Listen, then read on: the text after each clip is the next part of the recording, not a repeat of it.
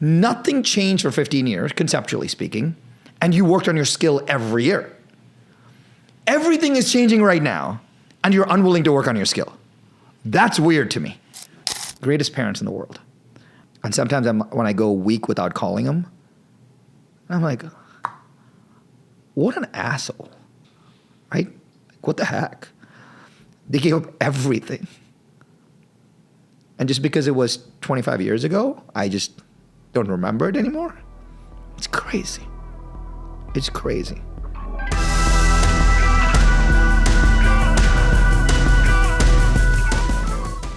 Sharran, my Indian brother from another mother that I only just met here. Thanks, man, for spending some time and sitting with me on the show. Yeah, man. A lot of people don't realize how hard this stuff is, right? Getting people together to create something that is helpful to others.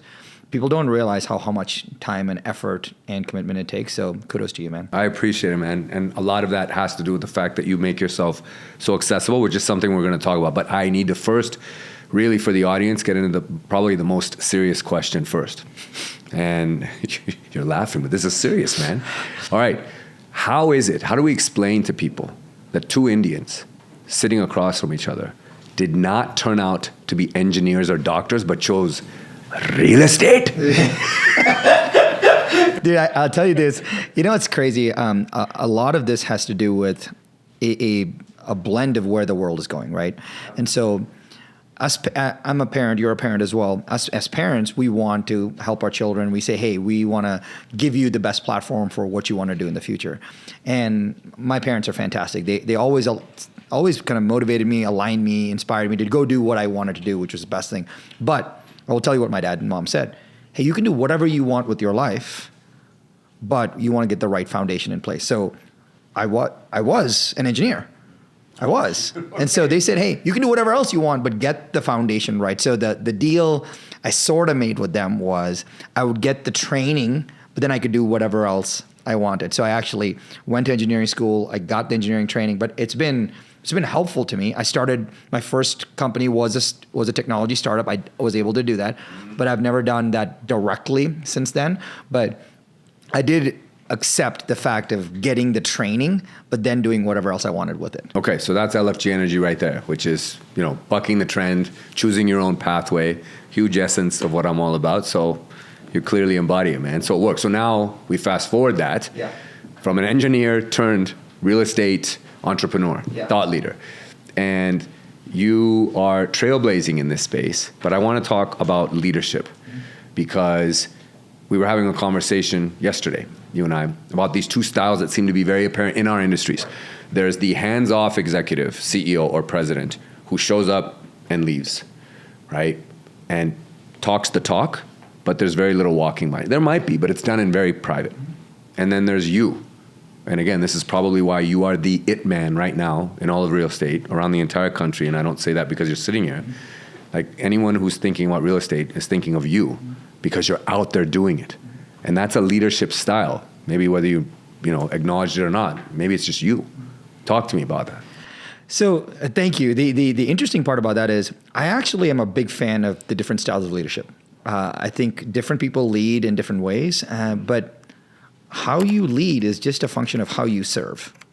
And I think about that a lot. And the interesting part about this, some people lead by looking at dashboards and numbers. Some people lead because they're visionaries. They have this big idea that they want to go after, and they will try to get everybody together to go rally to get this big idea. Some people lead as operators. They're like, hey, I'm going to build this business to work and build and grow that way. Some people lead as humanitarians. They're like, hey, I believe the world can be a better place, and so I'm going to get these people on this bus with me. And what I've realized is I'm not a big fan personally of being somebody else. So I've realized that it is not the truth that is important. It is our truth that's important. So for example, I would never tell you, hey, Arjun, you should eat some oatmeal. What I would say is, hey, I ate oatmeal today. And I think that's a big difference, right? And what I mean by that mostly is the sooner we can all figure out what style is ours, the sooner we win.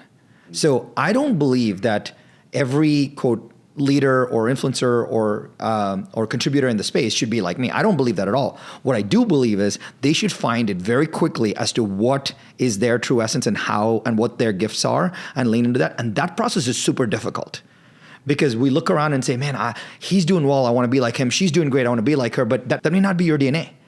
I believe right now, as we're recording this in 2024, we're sitting on this dramatic shift in what real estate is going to feel like.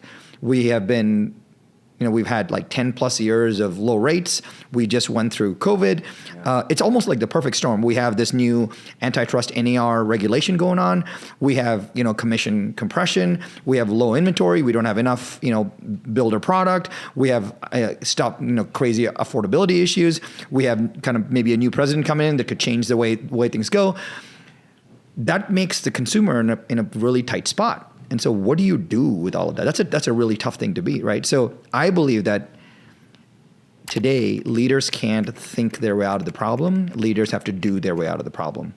Because all these things are forcing agents, loan officers, title reps, et cetera, to do things differently. And if you can't show them how to do those things, they don't have the confidence to do it. So I've realized that my two words that drive me every day are to be tactically inspirational, right? So if I think about something and putting out a piece of content, I'm like, all right, can I be inspirational? Cool, but what is the tactics behind it? Or can I just do tactics without inspiration? That doesn't work. So I think today I've leaned into, I only talk about my truth, the things that I do, the things that I've learned, the things that I invest, I'm in an appointment, I do this, and I want to do my way out of this box. Okay. And I think what's resonating with some people is, oh, I feel stuck about that, but Sharran has done it. So I'm going to take that blueprint of what he's done. So my approach on this leadership thing is learning who I am and staying very true to it.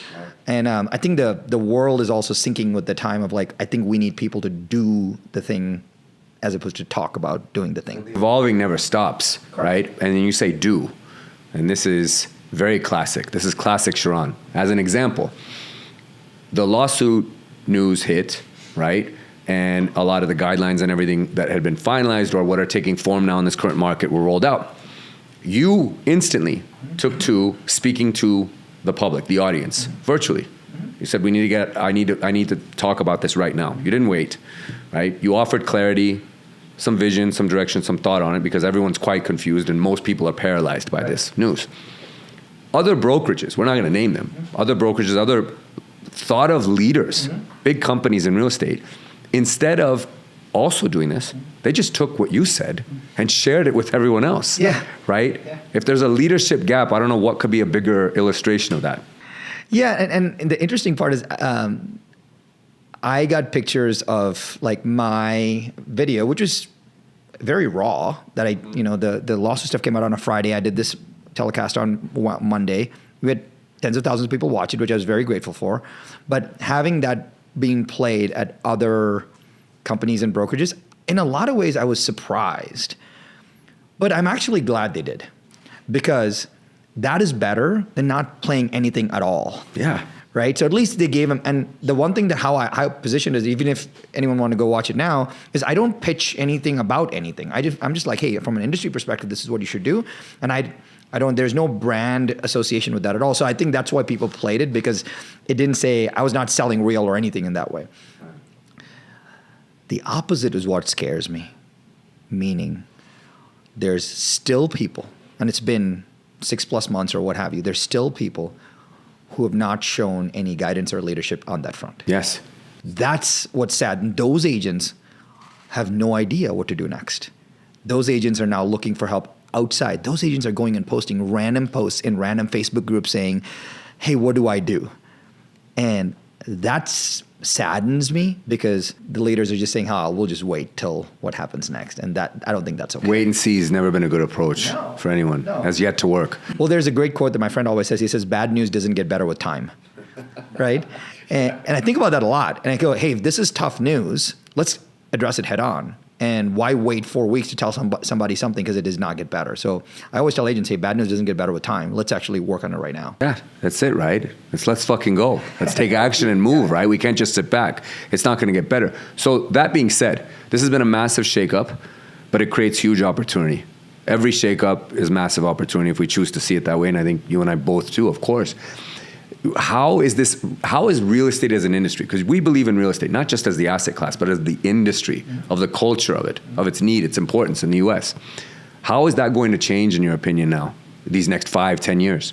It's hard to say from neither you or I have the entire vision for it, but I will tell you this. Things are not getting simpler, right? The reason the real estate profession or the industry organized real estate exists is that there's so many pieces to the transfer of an asset, so many pieces to the puzzle. And the real estate agent occupies that central piece of saying, hey, I'll bring all of these pieces together. Now, you can look for a piece of AI or a piece of software that tries to bring it together, and that works if you're bringing together processes. Like, for example, Amazon brought together processes. They're like, hey, we're going to source product from China, process, right? We're going to store it in a warehouse, process. We're going to make somebody buy it, process. We're going to deliver that through UPS, process. Therefore, you can use technology to aggregate a process. But when the complexity of everything is involved around individuals, you can't aggregate things with a piece of technology. And I think that's really hard. That's why folks don't realize that they need an agent. I'll give you a crazy example. My business partner, who we do a lot of investments with, he's an attorney in the state of California, which is one of the most litigious states. You live in California as well. And he and I will always work with an agent every single time. And so as an attorney, he doesn't have to. We're using form agreements too. He's like, hey, I don't want to do this process at all, even though I'm an attorney. And so we realize that as an attorney uses and works with an agent, as an investor, I probably can write a contract better than most agents can because I've memorized the California contracts, but I still work with an agent every single time because you need somebody to bring all the pieces of the puzzle together. And the pieces are people. That's what the consumer doesn't understand. That's what these antitrust lawsuits don't understand, is that the complexity of real estate is not about process. The complexity of real estate is the people. And you need an advocate for you to bring all of these people together. And until we can eliminate all the people involved in the transaction, I don't think you can productize this offering.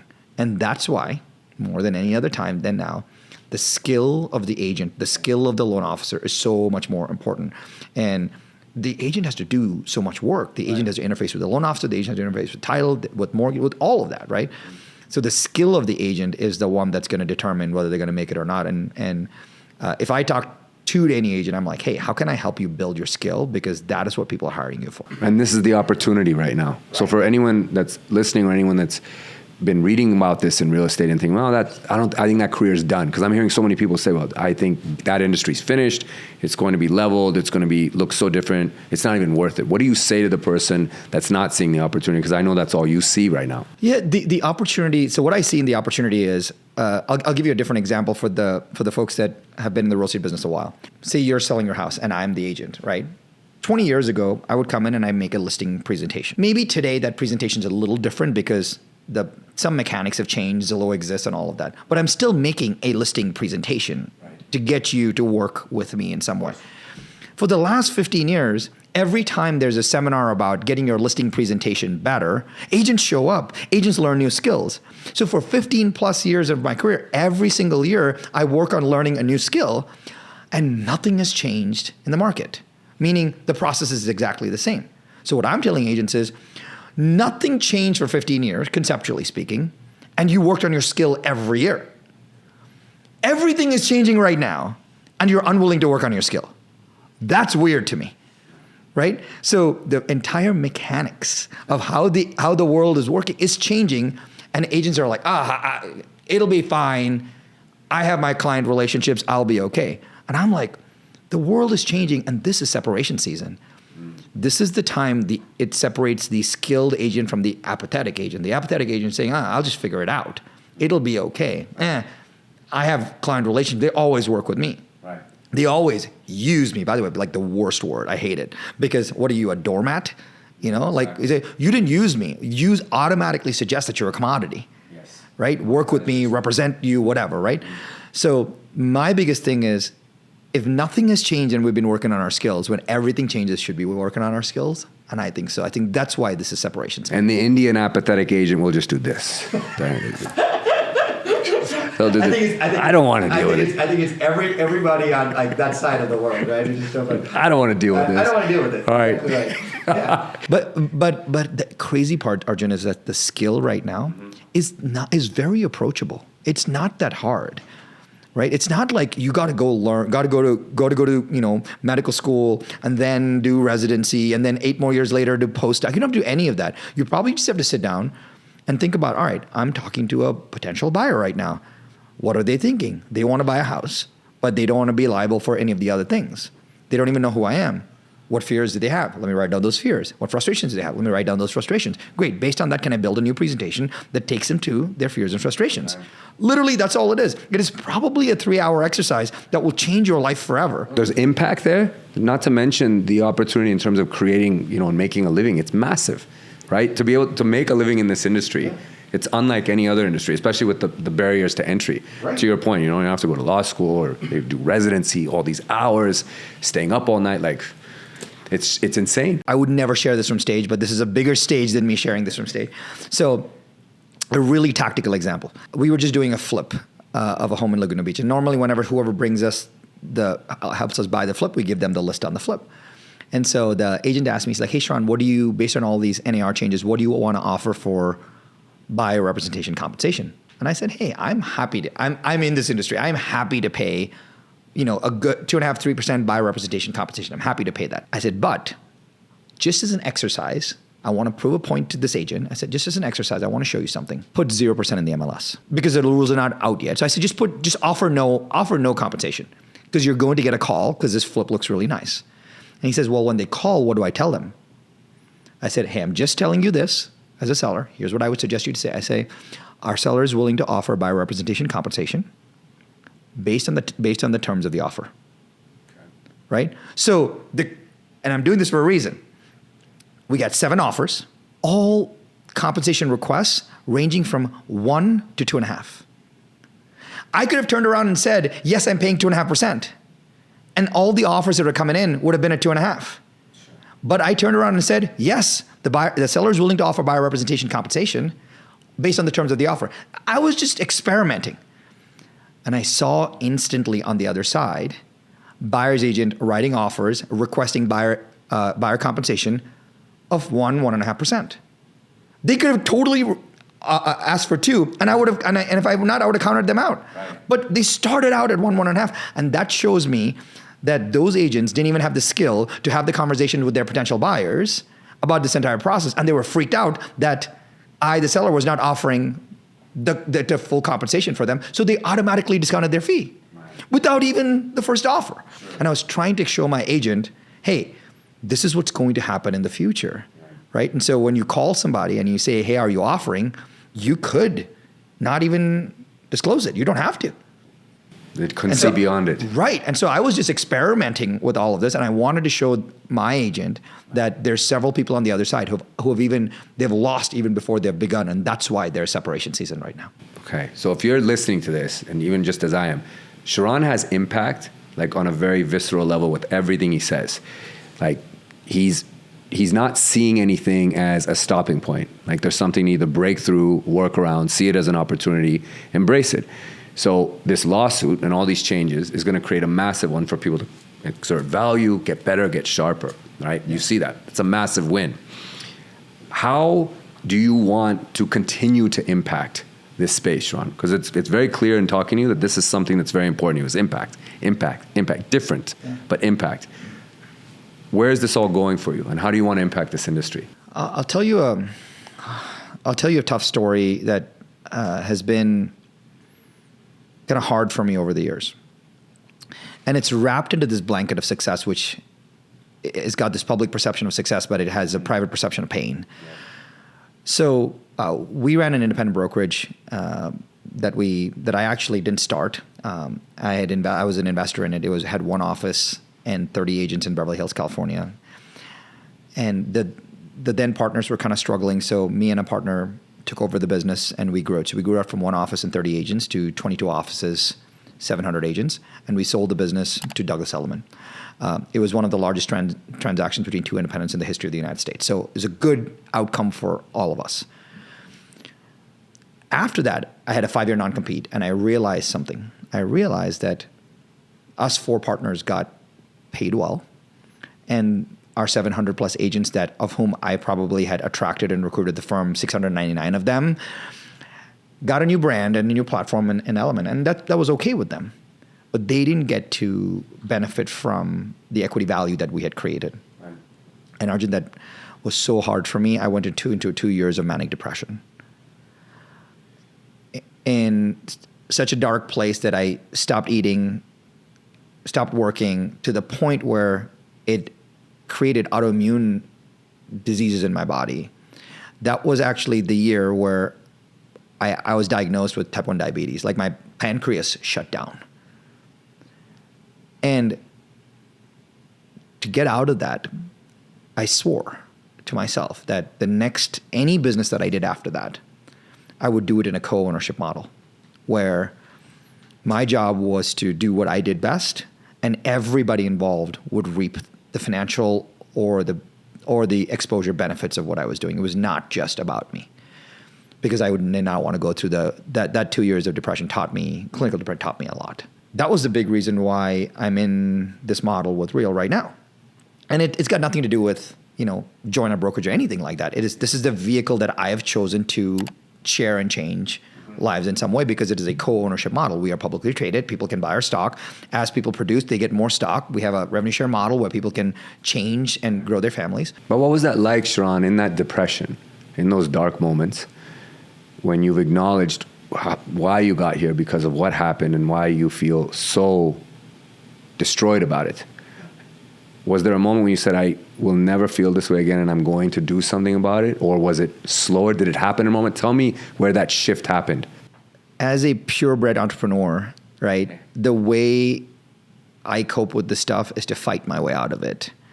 And so what I started doing was, hey, let me just launch a podcast. Let me just build more social. Let me start 3 more companies. Let me start investing in stuff. So I started investing in companies just to make myself feel better about myself. My wife called it, she does retail therapy, I do investing therapy, right? And so and at least her retail therapy is good. She got a Louis Vuitton bag at the end of the day, right? When I write a $100,000 check or a $500,000 check into a startup, it's gone if that company goes. And so I was writing these checks to make myself feel better, because I realized that, man, if I did okay and I have this investor therapy, now I'm investing in someone else's success, and that was my way of making myself feel better. And I started making poor investments, bad investing decisions and judgments. And so the first thing that happened was I came up with a model for investing better. And I said I call it the 4 goods: good people, good intentions, good rationale, good contracts. So you can't make a good deal with a bad person. Like, that just never happens, right? So that while the investing got better, I was like, wait a minute, I came up with the framework for investing better. Why can't I come up with the framework for running my life better? And so I came up with this mantra, which was like, how do I help other people change the financial bloodlines of their family? So every time I think about something, like, it is not about saying, hey, how can Arjun do better? And can we collaborate on something? Can we collaborate on something that will change the financial bloodline of your family? Then it's meaningful. And to me, that was the penance. That was the moment where I realized that I probably am going to say no to like 99 things and probably just work on one thing, because that allows me to change the financial bloodline of a lot of families. And that's been like the most motivating thing, which is like, all right, so I'll give you the craziest story. We're in all 50 states in the US, and one of our state brokers sent me a message in early January, and he said, hey, my wife she works a job, she makes $100,000 a year. She gets benefits. It was a core part of being with our family. I need that income overall. And I promised her that I would retire her. In 7-8 months of being at Real, he built his network where he's now receiving $8,000 to $12,000 a month in revenue share, and he was able to retire his wife. That changed the financial bloodline of his family, because now his wife is able to take care of their disadvantaged daughter. Disadvantaged daughter was going to a school, a service, what have you. Now his wife was able to take care of that. Because of that, his daughter's better. Now, because of that, his daughter's going to have a much more normal life. All because we were able to create an infrastructure for him to change the financial bloodline of his family. And that's one thing, but I get 10, 15 of these weekly. And that makes me feel a little bit better that I'm inching my way to kind of being a part of this puzzle overall. It's a beautiful thing. And I'm going to get Indian with you here again, right? Because we're always getting spiritual or melodramatic and talking about the end. So at the end of your life, Sharran, if there is a word that you would want to always be remembered by, one word. I mean, I think I know what the word is, but at least it would be my choice for you based on hearing this. But if there's one word that you want your kids, your grandkids, and everyone else to just know that that's the one word we remember him by, what do you want it to be? What is your hope that it would be? Over the years, that word would have changed. But I will tell you today, that word is kind. We're missing so much in our lives, man. There's so much aggression of like who's going to take market share. There's so much talk about like you do something better, I do something better. There's so much hate in the world right now. The more famous you get, the more hate you get. Like if I let you into my DMs, you'd be shocked as to how much hate I get. And one of the things that actually attracted me to Real was this mantra of work hard and be kind. As humans, I think kindness is the deepest construct that we are meant to find. I don't think it's a gift that's given to us early on. I don't think it's our environment. I don't think it's just just because I was born a monk, I'm kind. I think it's something that you find. And when you find it, I will tell you, when you find it, you realize everything up until the point when you find it is part one of your life. And from the day you find it, that's part two of your life. And I think from the time I found it. Kind. Very beautiful. I got emotional hearing that because that's my answer. That's the only word I want to be remembered by, is that he was kind. That's it. I don't care about anything else. Yeah. So I feel like we're connected on an even deeper level now, brother. Wins and losses in life, right? Like I've never referred to them as losses. They're all lessons. Yep. It sounds like that's what you subscribe to as well in terms of seeing it as an opportunity. People look at you now and they see this trailblazing path as this entrepreneur. He's setting stages on fire. He's so magnetic in his energy. He's present with every person he comes in contact with. This genuine guy. It looks on the outside as if you're winning and everything you touch turns to gold, right? And we all know that's not always the real story. There's something else going on in there. Is there anything going on right now in life or as of recent where there's been some serious struggle or adversity and you're either battling through it or you did because of a strategy that would be helpful for anyone to hear? It's not rosy, man. It's not at all. There's an 80-20 in our lives. There's a strange Pareto principle that is at work. And I would say 20% of my day is awesome. And 80% of my day is pure shit. It's terrible. And you're doing things that are not inspiring. You're doing things that are not motivating. You're doing things for me like that's not revenue generating, like bothers me a lot. But I will say this. The modern world of like access to social media and the internet, et cetera, has given people one thing. It's given people accessibility and approachability to great people. So you say, well, I want to be like Steve Jobs. I want to be like Elon Musk. I want to be like Mahatma Gandhi. I want to be Zuckerberg. I want to be Oprah, what have you, right? But you and I can't be Oprah. You and I can't be Musk. Like Musk, Elon is half alien. Like I am human. He's alien, right? Like he's not. You and I can't be them. You and I can't be Jobs. We're not wired that way. We're wired as unique individuals. And so I asked myself this question many years ago, and I said, if I can't be Musk, how can I be my version of Musk? And I realized that it was about, I just need to model his support system. I don't want to be Tony Robbins. I can't be Tony. He's a giant, like in our space, both figuratively and metaphorically speaking. But I said, if I can't be Tony, why don't I hire Tony Robbins as speaking coach? So I've realized that anytime I see somebody and I want to see what their support system is like, hey, who manages their calendar? Who is their coach? Who's their therapist? Who's their trainer? Who is in their corner? If you're Rocky, who is in your corner? And I want to see if I can get those people in my corner too, because they'll bring out the Rocky in me. And one of these people is my wife, right? She's a fucking saint. I was gone.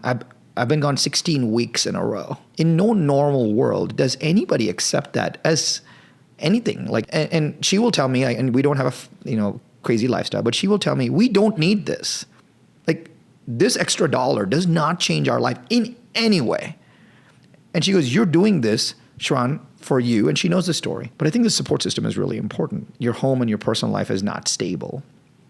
That allows you to do other things to change the world, then you keep thinking about that thing. The one thing that I would offer to everybody is that work really hard on your personal life.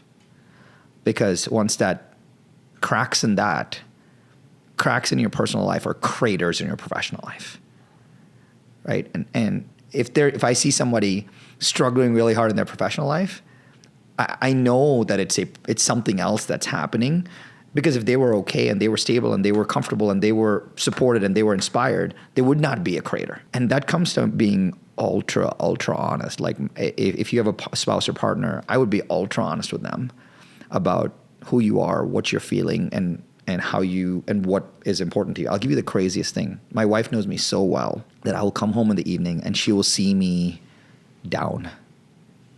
And she'll say, you just need to go sell something. She really does know you. She's like, you just go sell something. You will feel better, right? And she's like, you didn't sell anything all day, did you? I'm like, no. She's like, you were doing corporate stuff. I'm like, yes. She goes, I'm so sorry you've had a terrible day. She's like, go sell something. And my team was like, why are you I took 240 sales calls in Q1. I'm roughly taking 1,000 sales calls a year, 240 a quarter. That may not sound like a lot, but to me, that's a lot of sales calls. I don't have to in my role to do that, but that's a lot. But it allows me, because how you sell is just a function of how you serve, right? And so to me, one, modeling other people's support systems will get you there faster than modeling the person themselves. Like you and I can't be Alex Hormozi, but we can say, well, how does he do his content? How does he do his business? How does he run his team? Can I model that team? Because that'll bring out the Alex Hormozi in me. Fractures in your personal life will have deep craters in your professional life. And I think the sooner we can solve that, that's been something I've been trying to. It's not perfect, man. My wife will never watch this interview, right? She doesn't care. But I hope my children watch it someday. They will. Right? And I hope they see that, man, at least my parents were trying to work on these things. And the sooner people can do that, I think it really brings out the kindness in them, and kind people are my kind of people. Me too. You're my kind of people, Sharran. So your biography, you mentioned Tony Robbins. He has that great expression, right? Your biography doesn't have to be your destiny. Yeah. And yes, having our personal lives right so that everything else we're doing in life and everything else we touch is on the level we want it to be. Mm-hmm. And there isn't that incongruency. But sometimes people are starting from really dark places, right? Mm-hmm. And how they come out of that instead of being chained to it, right? We shared a moment yesterday in talking about past and your time in India and getting out of there. And your life would have been totally different, of course, had you stayed there, right? Maybe it would have ended up in real estate, but in Indian real estate, which is very different, I'm sure, versus this. That evolution, that process, like how, and walk me through that a bit, right? Yeah. Like how have you not been held back by that? Because clearly you're not. It's like a swan kind of gliding on the surface but paddling hard underneath. I'll give you a quote that I wrote down, and I've not said a lot of smart things, but this may be a decent one, that transformations don't happen in isolation. When people want to create major change in their lives, they think that, I need to go on a walkabout. I need to go in solitude. I need to do. That's good for discovery. You learn, you get clarity, you understand yourself better, but you can't pull yourself out of a dark spot. You don't need a hand out. You need a hand up in a lot of ways, right? I'm the biggest fan of coaches.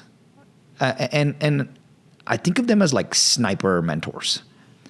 I love hiring coaches in my world to do a very specific thing. Like they come in and they snipe one thing. So I currently have 7 coaches that in my life. And I paid because I believe in the power of karmic balance. If you've spent 30 years working and learning something about your life and you can give me that transformation in 3 minutes, there's karmic imbalance there. And so the only way I can immediately solve that is to have some kind of exchange of consideration. That's why I believe in paying. And people are like, can I pick your brain? And I'm like, yes, and I'll give you everything. But the problem is you're going to do everything that I tell you. It's going to look like you're going to succeed. But the world is conspiring against you because the world is not in karmic balance with you. So the moochers of the world will scoot into an event, we'll get the advice, we'll get the answer from a speaker, we'll try to pick somebody's brain, we'll randomly get on a Zoom, we'll get somebody to answer in their DMs, we'll ask all these questions, we'll do all of that stuff. And they may get to the raw material, but they're in karmic imbalance because the whole world has worked hard to help this person, but this person is just take, and has not spent to give back. And so writing a check to people has been like this karmic balance thing for me. And I love writing the check, because the other way around, when people write me the check, I actually gracefully accept it, because that's karmic balance in a lot of ways. And so the money exchange for me, I'm not a money motivated guy. The world's been very kind, and I've gotten, I'm okay financially speaking, but this idea of karmic balance is so powerful. And when people say karma is a bitch, what do they mean by that? The world's in karmic imbalance. You've taken more than you've given. That's why karma is a bitch, right? And it's just that if you're a mean person, then you're like, of course you deserve that. But I think good-hearted people don't realize that they have the world conspiring against them. They want to spend time, pick your brain. They're like, oh, can I take you to lunch? What 2 hours of a lunch to give 2 decades of your experience to somebody? Karmic imbalance. And what I mean by that is multiple coaches got me out of the tight spot. Like one of my coaches energetically, she's an energy coach. And she just said, hey, I'm going to realign you energetically on your relationship with India. Because my memory of India is being beaten and bullied. Dude, I'll tell you the craziest story. I remember me in school walking from one class to this other class, and there were the bathrooms in between. And instead of walking, I would run all around campus to go to the other class, because when I walked by the bathrooms, I would get beaten in the bathrooms. My mom would be like, why is your button ripped on your shirt? And I'd be like, oh, I was just playing and I put my pen in there. They had no idea that like I got pulled from with my shirt and my button would rip every 3 days. That was tough. And I had, and you can't, you know how it is socially in India. You can't tell somebody that I got beaten and bullied. You can't do that. So I never said anything. My parents knew something was up, but they didn't say anything. But I remember I would, in the heat, I would run around campus just sweating to go to my next class just so I wouldn't get beaten in the bathrooms. Now, I didn't hit my growth spurt. I was a young kid and all of that, but no excuses. But India is a dark place for me. And my parents realized that. And my parents sold every single thing that they owned, everything to get me to the US. My dad sold his scooter to buy me a plane ticket. They didn't have transportation. And greatest parents in the world. And sometimes when I go a week without calling them, I'm like, what an asshole, right? What the heck? They gave up everything.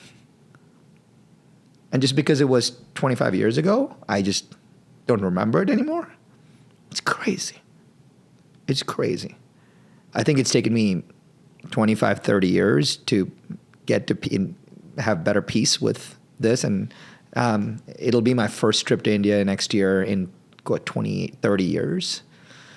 And I think it's more healing than anything else, and I'm like super grateful for that. Cool. Yeah, man. It's coming full. So you'll take your kids? Maybe not this time, but I'm definitely good, because I just realized that we have 100% team in India, with so it's I got to go see them. Which there's some business to yeah. Well, I need a sec there. Sorry, that was that hit home too, man, with your parents. Okay, you talked about coaches, and I'm a big believer in them as well. The more, the better, right? You have 7 coaches, they snipe 7 issues in your life. Correct. Got 7 snipers. How about mentors and the importance of mentorship, but really just on a personal level? Is there 1 or 2 key people in your life that still are there for you? Maybe it is your parents. Yeah. But so what I've realized with mentors is they have to feel like they are your mentor. You considering somebody your mentor is not good enough. I can see, hey, person A, person B, person E, I see them as my mentor. But if they don't see me that way, then there is a break in that relationship. And I think the best mentors are the folks that realize that they are your mentor. I think that takes time. I don't think it's something that you ask for. I don't think it's something that you ask for when you say, hey, would you be my mentor? That's weird to ask, because if I asked you that, you don't know what the responsibility is. You don't want to commit to something you can't deliver on. You don't know whether there's ulterior motives. You don't know what it is. But I've realized that the best mentors see a little bit of you in them, and they will go out of their way to help you. They want a little bit of you to rub off on them. I always think about it when I actually recorded a podcast episode. We can link it down below. Is like how to find a mentor. I recorded. So in my podcast, I love this idea so much that this was the first episode I recorded. So my episode number 1 of my podcast is how to find a mentor. And I have a few in my life that where they know that they are that person to me and that I will never let them down. And I think that's the core of the mentor-mentee relationship. The mentor sees a little bit of themselves in you, their little younger self in you, and they want to help you, support you, mold you, give you grace. And I think for the mentee, you look at them and say, man, I do not want to let Arjun down. When those two are at play, I think you have a really good mentor-mentee relationship. There's never a time when, if those two are not at play, it's a friendship or it's an acquaintance. But when those two are at play, you have something insanely, insanely special. That's it. That's how you find one. Yeah, that's the recipe. Sharran, if I asked you, and I always conclude with this question for every guest, and the answer is different every time, but special in its own way. What does LFG energy mean to you? The reality is I could have probably asked you this at the beginning because everything you've said has probably included a little bit of that answer, but what does LFG energy mean to you? We now live in the results economy, right? We can make promises, we can have a brand, but at the end of the day, we get paid on our results, we get revered on our results, we get supported on our results. In a lot of ways, I would not be sitting here with you if there was no proof of results associated with it, right? But how do you get results? You get results. Results are preceded by one thing: momentum. It is very hard to get continuous results without momentum. And how do you get momentum? Through action. The smallest little thing. So I always say action drives momentum, momentum drives results. And if you don't have an LFG mentality, you never seed the action. You got to seed the action. And the action can be tiny because small hinges swing big, big doors. I always ask myself, if I only had 10 minutes to work today, what would I do for it to be that seed? And when you realize that thing, you're like, I can take action on to do something for 10 minutes, write one email, send one postcard, write one text, like do one video, solve one problem. But that's action, because I know that action every day drives momentum, and the momentum will drive results. So the envelope of all of that is that energy, the belief that you can create a bigger and better future with that seed of action. And that action only comes when you say, let's fucking go. LFG is all about, I think, just creating that action so it creates this domino effect of results. That's where it starts. That's a beautiful answer. I appreciate it. Sharran, this podcast has been a gift. The interaction I've had with you since I met you yesterday has been an absolute gift and privilege, honestly. Sincerely mean that. So our industry is already better because of you. I mean that wholeheartedly. It's going to remain better. It's got a great future because of you and your leadership. I can't thank you enough, man. And I'm looking forward to doing many of these talks with you because I'm a better human being after having just sat here with you for all this time. So thank you, brother. Thanks, I really appreciate it. Appreciate you.